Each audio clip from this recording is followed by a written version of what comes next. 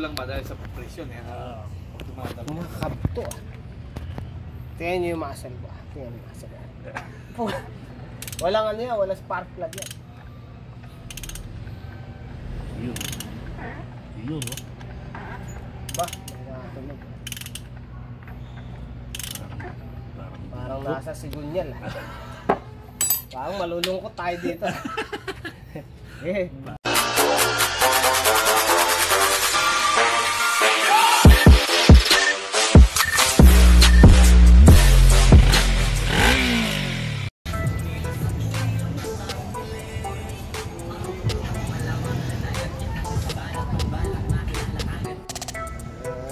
Na, kailangan kasi kasuhin, lumambot eh. Ay, maglilik to eh.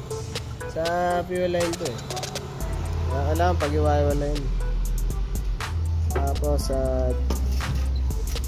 siguro nilinisan na rin to.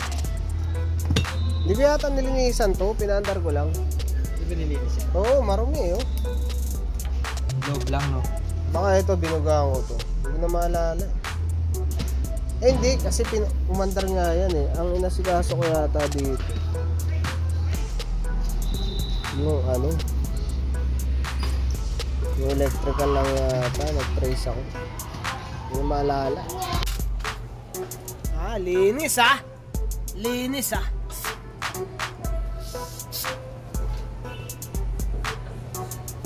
Palit na rin ang mga o-rings. Alright. Ito dumi pa. Ayan. Ito linis ah. Galit si Pinky ah.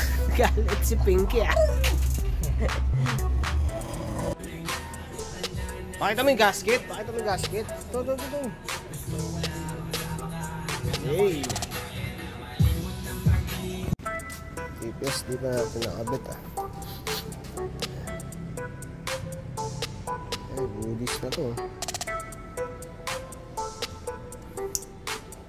Sila na lang maglinis niya mga yun. Dumi. Ito hindi gumagana eh.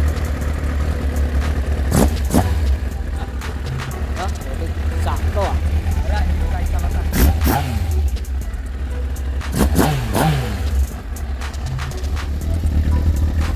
Ganda no? Maganda to.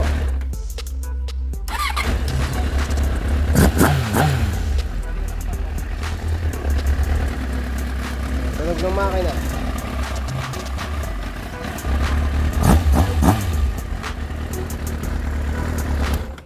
Alright.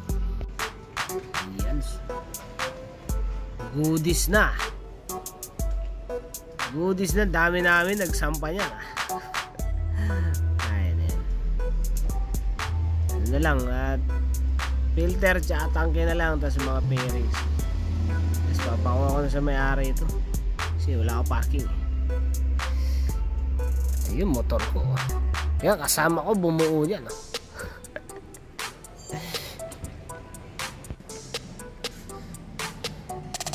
Ano pang gagawin dyan?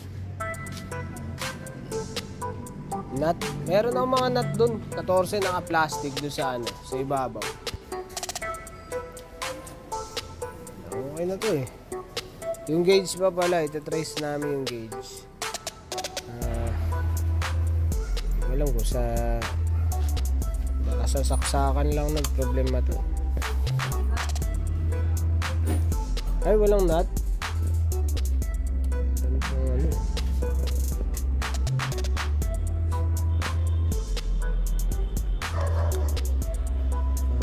Signal light, meron. Matay. Kanan wala. Kanan wala. Busina wala. High beam. Meron. Ano pa? Ito walang laman. Wala kahit neutral light. Ito naman. Charging. Check time charging. Naka-on pa pala to. Na-start. Ha?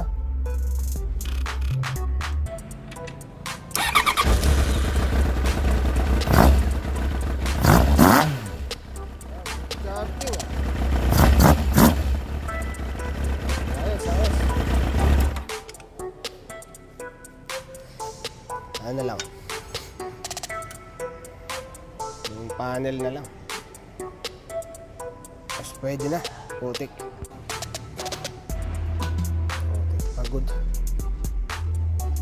Pagod.